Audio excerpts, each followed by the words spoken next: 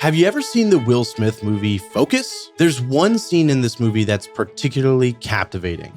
Take those binoculars, pick any player on or off the field, and I will guess the number. In this scene, Will Smith's character is a con artist, and while at a football game with another high roller, he makes a wild bet. He challenges the other high roller to pick any player on the field. And his accomplice at the time, played by Margot Robbie, also will choose any player on the field. And if they both pick the same player, then Will Smith's character wins. Any player.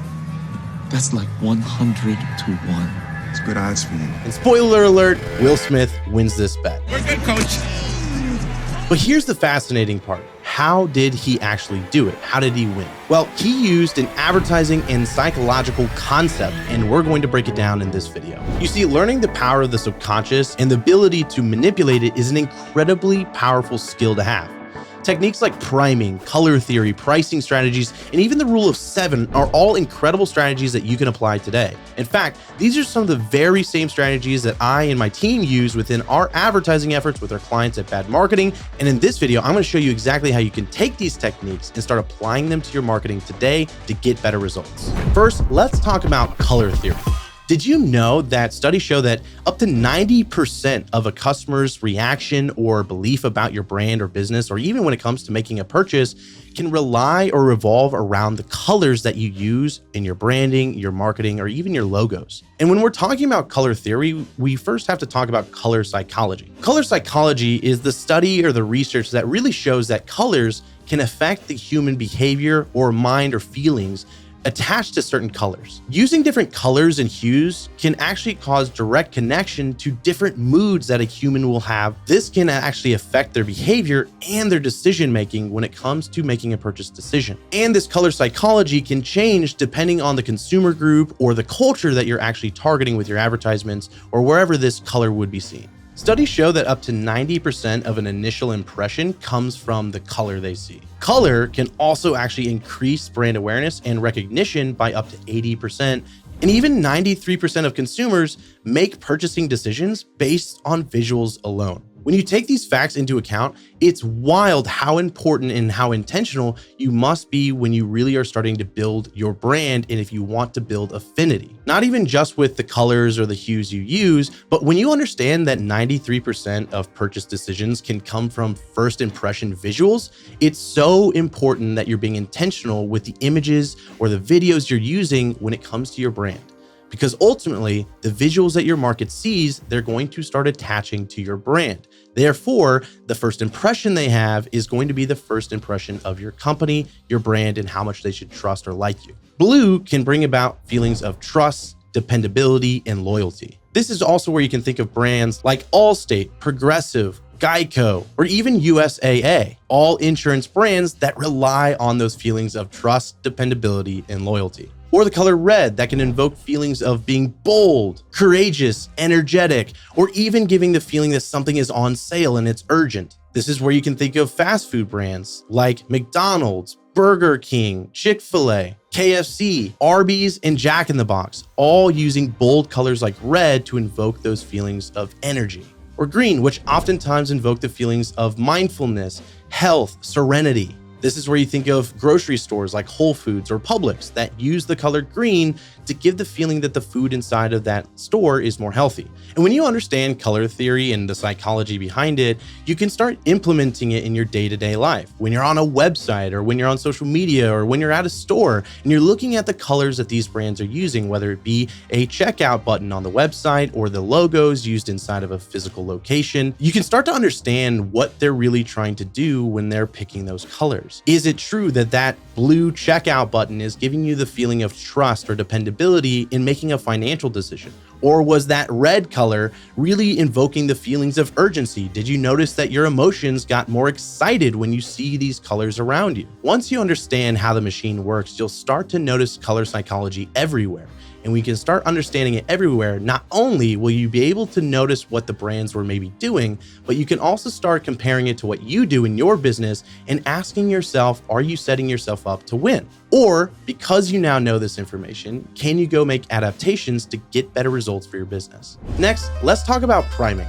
If you think about priming, it's almost like you're getting something ready to go, right? If you've maybe ever heard of the term priming an engine, you're getting it geared up, you're getting fuel injected, you're starting to get it ready to really fire at full force. And when it comes to psychology or marketing, priming is the ability to use stimuli externally in subconscious messages to get a conscious decision made. When you do this right, you can use stimuli and suggestions that even the end user isn't aware of consciously, but using these subconscious messages to get an external or conscious decision made, therefore decisions or conversions. Just a few examples of this is even thinking about Nike's slogan, "Just Do It," which invokes the feelings of excitement, which can also increase the chances of them actually purchasing, getting their positive emotions and reactions up so that their conversion decisions happen easier.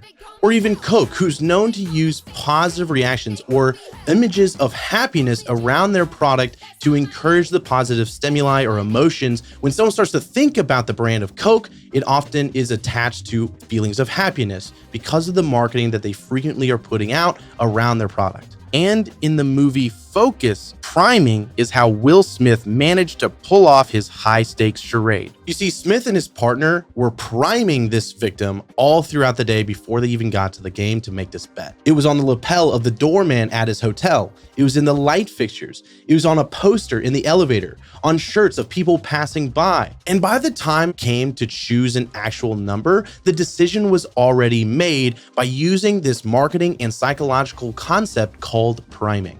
So just like how Will Smith in the movie Focus used 55 frequently throughout the day and ensured that that number was consistently put in front of the prospect or his mark, so that when the time came to make a bet, he would choose the number 55. Just like how he used that priming strategy, you can too when it comes to your marketing and advertising around your product. Now let's talk about pricing. You see, experts have studied for years all around the concept of price psychology. And all throughout the time of capitalism and business ownership, people have been studying and testing different ways to price their products in order to get better results. What's shocking is when you truly understand pricing psychology, the smallest levers here can drive big differences for your business when it comes to revenue and conversion rates. And although many will assume that it's just about having the lowest price on the market, this isn't actually true. Sometimes all a low price will really project to the market is low quality or cheap product. When you can actually start to understand where and when and how to position your product and pricing and when to make adjustments, this is what allows you to actually increase your average order values and extend your lifetime values for your customer. So let's break down 3 different pricing psychology tactics that you can use in your business. First off, I think it's really important that if you're trying to sell products that you have more than one option to sell. And ideally, you have 3 different classes. You have your cheapest option, your middle option, and your top option. But here's where you can get creative when it comes to pricing psychology, depending on what your actual goal is. For example, let's say I was selling drinks and I have a small, medium, and large, and my goal is to sell more larges. Let's say my small drink is $4.50 and my large drink I price at $6, and then I price my medium drink at $5.50. Psychology would say that more people would choose the large product simply because the price is only a 10% increase from the medium. However, they get so much more drink just for 50 cents more. So in this situation, many people would gear towards that just because the cost difference between the medium and the large is so small compared to what they gain because of it. However, let's say I actually wanted to get more medium drinks sold.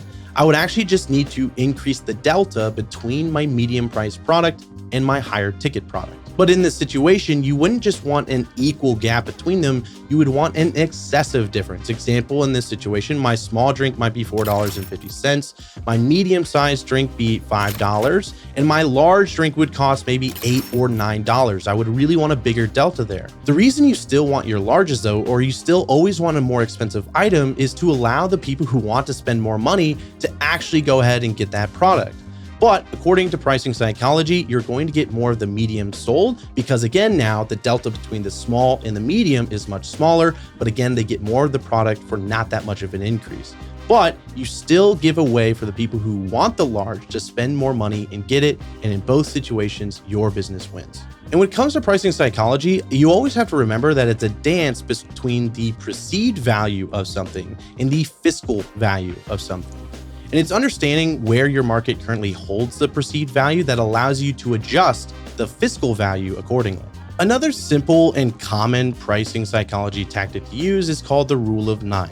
This is as simple as, instead of pricing your products at $10 or $20, always make it 8.99. Instead of $20 going to $19.99, or instead of $10 go to $9.99. This subconsciously, even though common sense tells us we know it's $20, subconsciously our mind believes it's cheaper just because we're not seeing that whole number and we're seeing the dollar amount less. This is a very common and basic tactic to use, and something that you should do because time and time again, this is tested and proven to get more conversions. Finally, let's talk about the good rule of 7. This concept was developed in the 1930s by movie studios, and it's the idea that a consumer needs to see your product at least 7 times before committing to a buying decision. They used this strategy when trying to advertise or promote the movies they had coming out, understanding that they needed to get their trailers or movie promotions in front of the market audience at least 7 times to get their consumers to commit to going to see the movie in the theater. And in 1956, psychologist George Miller made a study that humans, by nature, process more information more effectively when in small bite-sized chunks.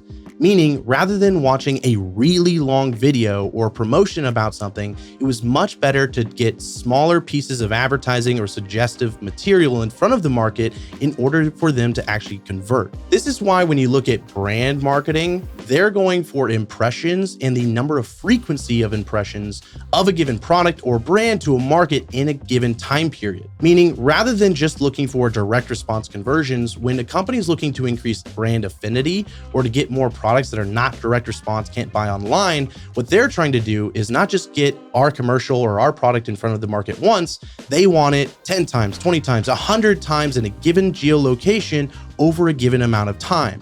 Because of the study that George Miller released talking about people need to have the bite-sized chunks, just more frequency in order to get more conversions. And what this does, either consciously or subconsciously, is build familiarity. You see, when big companies are advertising like Coke or a Pepsi and they have commercials on TV, what they're not looking to do is for you to just get up and go to the store and buy a Coke.